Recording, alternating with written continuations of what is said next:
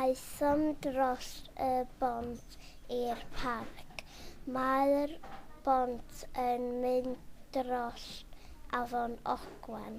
Roedd yr afon yn byrlymu. Aethom heibio'r cae chwarae.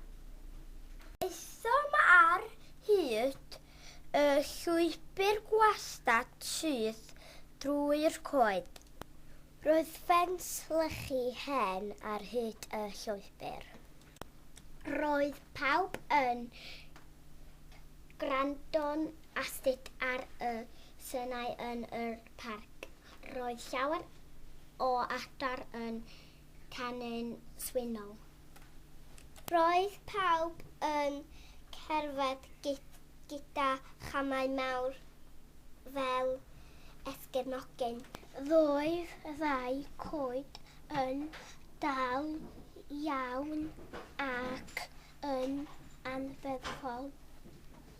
Roedd rhai coed yn hen a rhai coed yn ifanc. Aethom diwygiad mochyn.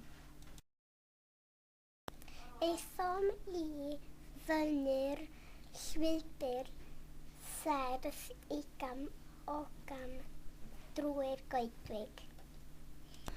Welsom ddau goedran ond nid symdde esgyrnogyn oedden nhw.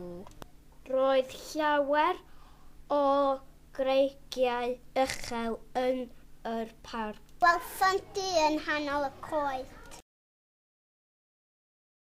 Aethom ar hyd y llwybr ac yn ôl i'r ysgol. Hwrê!